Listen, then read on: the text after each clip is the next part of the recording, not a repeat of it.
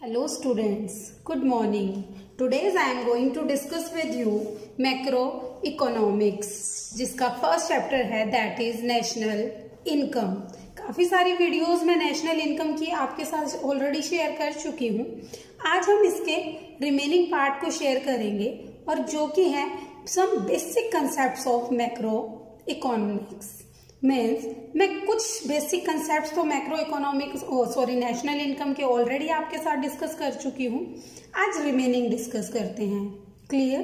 तो स्टार्ट करते हैं आज की वीडियो। देखिए, डोमेस्टिक टेरिटरी एंड रेजिडेंट्स। तो आज की इस वीडियो में हम क्या पढ़ेंगे? डोमेस्टिक टेरिटरी मीन्स क्या है और रेजिडेंट्स का मीनिंग क्या है and it's implications. And in conclusion, in nutshell, आप किसको नेशनल इनकम में इंक्लूड करेंगे, किसे नेशनल इनकम में इंक्लूड नहीं करेंगे, क्या क्या आपका डोमेस्टिक टेरिटरी में आएगा, रेजिडेंट किसे माना जाएगा, वो सब डिस्कस करेंगे हम आज की इस वीडियो में। क्लियर? तो स्टार्ट करते हैं। देखिए, first that is domestic territory. Domestic territory कहें या इकोनॉमिक टेरिटरी कहें, both are same things. Clear? It is the geographical territory administered by a government within which persons, goods and capital circulate freely। क्या बताया? ये क्या है? एक geographical territory है। It is a geographical, not a political territory। Students ध्यान से देखिए, it's a geographical territory administered by a government with in which persons, goods and capital circulate freely. Means domestic territory वो territory होती है, वो geographical territory होती है जिसे एडमिनिस्टर कौन करता है? आपकी गवर्नमेंट। और उस पर्टिकुलर बाउंड्री के अंदर क्या कर सके? पर्सन्स हैं या कोई गुड्स हैं या फिर कैपिटल है, वो इजीली सर्कुलेट हो सके, तो उसे क्या बोलते हैं आप? Domestic territory. क्लियर? क्या बताया? एक ज्योग्राफिकल टेरिटरी है जिसे डिसाइड करती है गवर्नमेंट, एडमिन करती है गवर्नमेंट, और जहां पे पर्सन्स, गुड्स या कैपिटल इजीली सर्कुलेट हो सके, फ्रीली सर्कुलेट हो सके, मीन्स उन पे किसी तरह की कोई भी बाउंडेशन ना हो। क्लियर है मीनिंग डोमेस्टिक टेरिटरी या इकोनॉमिक टेरिटरी का? आफ्टर दैट देखिए इसी का example, one of the most important example of domestic territory और economic territory is embassy. Embassy का मीनिंग क्या है? देखिए, एम्बेसी क्या होती है? एम्बेसी आप एक तरह से एक ऑफिस बोल सकते हैं जो कि गवर्नमेंट एस्टेब्लिश करती है अदर कंट्रीज में। हर कंट्री की गवर्नमेंट अदर कंट्रीज में अपना एक ऑफिस एस्टेब्लिश करती है जहां पे जो वर्किंग पीपल होते हैं उनको एम्बेसडर बोला जाता है। क्लियर? तो हर कंट्री में अदर कंट्रीज की एम्बेसी होती है। फॉर एग्जांपल हम बात करें, इंडिया की एम्बेसी बाकी अदर सब कंट्रीज में होगी, अमेरिका, चाइना, रूस, अदर सभी कंट्रीज में एम्बेसीज एस्टेब्लिश होती हैं। इंडिया के अंदर बाकी सब कंट्रीज की एम्बेसी एस्टेब्लिश की गई हैं। क्लियर? देखिए, Indian embassy in Washington is a part of economic territory of a country। Clear? Indian embassy है अगर, अब वो इंडियन एम्बेसी इंडिया के अंदर तो एस्टेब्लिश होगी नहीं। क्यों? क्योंकि इंडिया के अंदर इंडियन एम्बेसी की कोई रिक्वायरमेंट ही नहीं है। ये जो एम्बेसडर होते हैं, जो एम्बेसीज में काम करते हैं, इनको राजदूत बोलते हैं। मीन्स क्या? वहां की इंफॉर्मेशन को वहां पे ये ध्यान रखते हैं कि इंडिया के रिगार्डिंग किसी तरह की कोई नेगेटिव स्ट्रेटेजी तो नहीं बनाई जा रही, या अदर कंट्रीज में क्या कुछ चल रहा है वो सभी इंफॉर्मेशन अपने कंट्रीज में सेंड करने के लिए हर कंट्री में, दूसरे कंट्रीज में अपनी एम्बेसीज को एस्टेब्लिश करता है। क्लियर? तो इंडियन एम्बेसी इन वॉशिंगटन या फिर किसी भी कंट्री का नेम हो सकता है, is a part of economic territory of a country. और इंडिया कह सकते हैं आप कि इंडिया की एम्बेसी कहीं पे भी है, सपोज वॉशिंगटन में है, तो वो किसकी टेरिटरी का पार्ट माना जाएगा? इंडियन इकोनॉमिक टेरिटरी का पार्ट माना जाएगा, ना कि वॉशिंगटन की। क्लियर? बट नेक्स्ट देखिए, US embassy in India is not a part of economic territory of country. But बात करें यूएस एम्बेसी की, ये तो कौन सी थी, Indian embassy.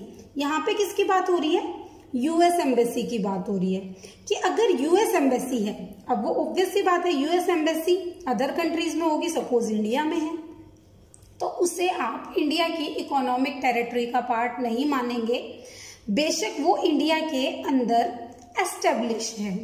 Clear, is not a part of economic territory of India, it is the part of domestic economic territory of the USA. वो किसकी economic territory का पार्ट माना जाएगा, यूएसए की इकोनॉमिक टेरिटरी का पार्ट माना जाएगा। तो क्लियर है स्टूडेंट्स। आफ्टर दैट देखिए क्या समझ आया, एक बार इसे देख लेते हैं। मैंने आपको क्या बताया, डोमेस्टिक या इकोनॉमिक टेरिटरी मीन्स जो कि एडमिनिस्टर किए जाए गवर्नमेंट के द्वारा और जहां पे पर्सन्स, गुड्स या कैपिटल इजीली सर्कुलेट हो सके विदाउट एनी प्रॉब्लम। एग्जाम्पल में मैंने आपको इसका सबसे बड़ा एग्जाम्पल बताया एम्बेसी। अगर इंडियन एम्बेसी है, वो चाहे कहीं भी किसी भी कंट्री में लोकेटेड हो, वो इंडिया की डोमेस्टिक टेरिटरी का पार्ट माना जाएगा।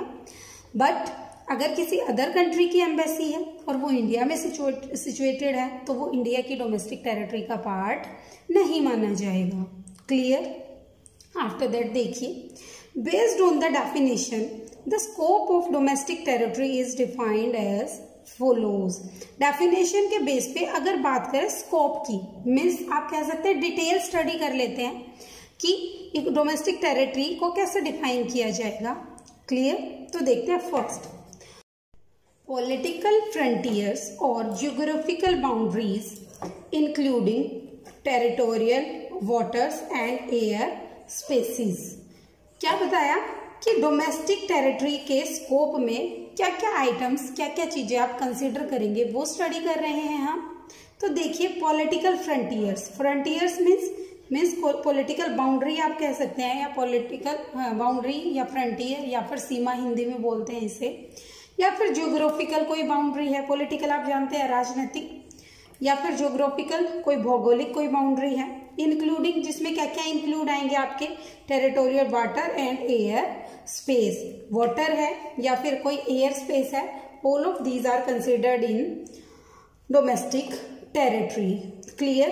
तो देखिए फॉर एग्जाम्पल के लिए बताते हैं, branch of an American bank in India.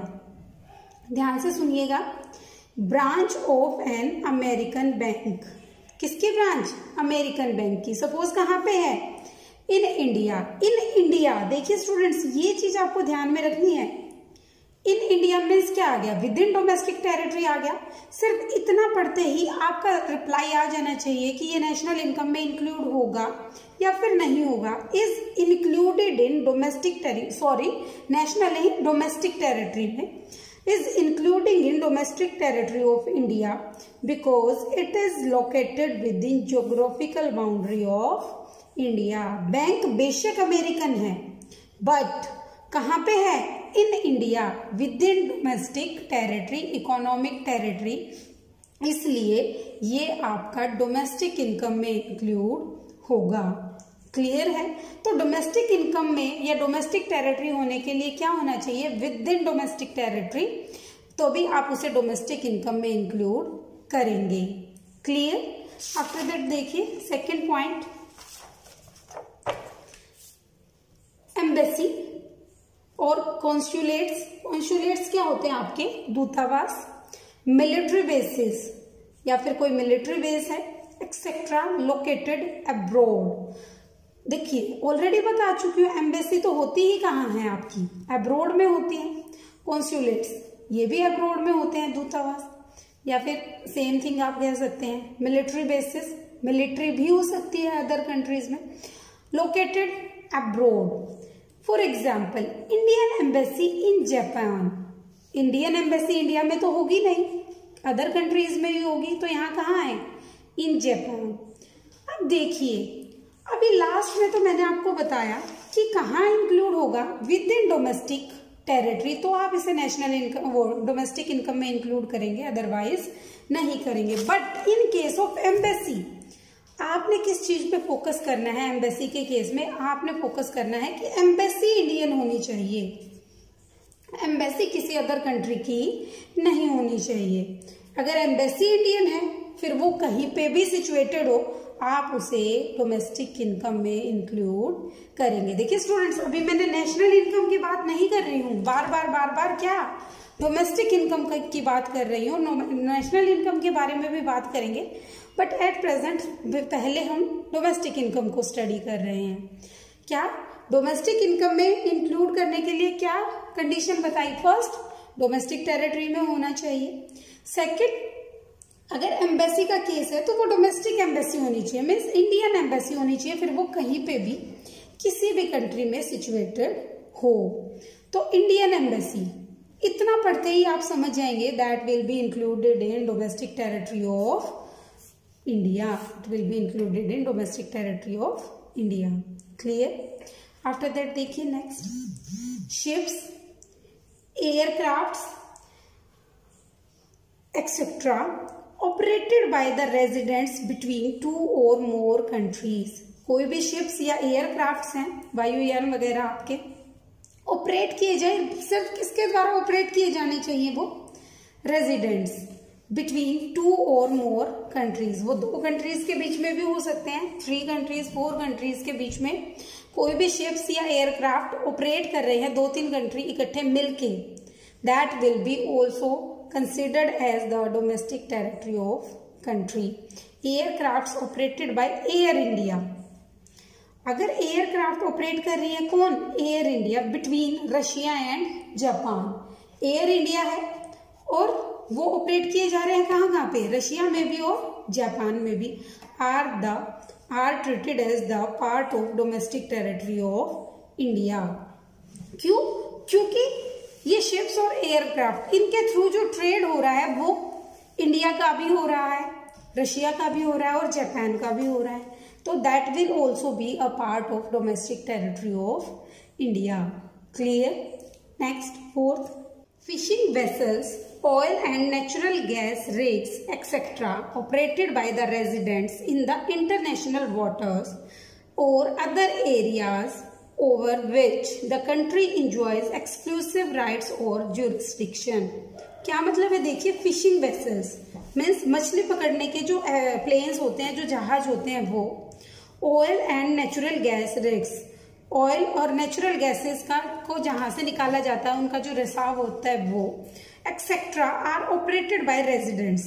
अगर ये ऑपरेट किए जा रहे हैं रेजिडेंट्स के द्वारा in the international waters, water चाहे इंटरनेशनल है, और other areas over which the country enjoys exclusive right, जिसपे कंट्री का एक्सक्लूसिव राइट है और जुरिस्डिक्शन, या फिर कह सकते हैं उसके उस पर्टिकुलर कंट्री के अधिकार क्षेत्र में वो है, तो that will also be included in domestic territory और domestic income. For example, fishing vessels operated by Indian fisherman. कौन ऑपरेट कर रहा है फिशिंग वेसल को? Indian fisherman in international water. International water है of Indian ocean are treated as a part of domestic territory of India. Clear है? तो देखिए क्या क्या बताया मैंने आपको, 4 चीजें फॉर एग्जाम्पल इसके स्कोप में, दैट इज पॉलिटिकल फ्रंटियर और ज्योग्राफिकल बाउंड्री है, that will be included in domestic income. Second, embassy है या कोई मिलिट्री बेस है, that will also be included in domestic income. Next, ships या एयरक्राफ्ट जो कि ऑपरेट कर रहे हैं रेजिडेंट, वो 2 और मोर देन 2 कंट्रीज के बीच में भी हो सकते हैं, that will also be included in domestic income. Fishing vessel है या फिर ऑयल एंड नेचुरल गैस कोई रिग्स है, that will also be included in national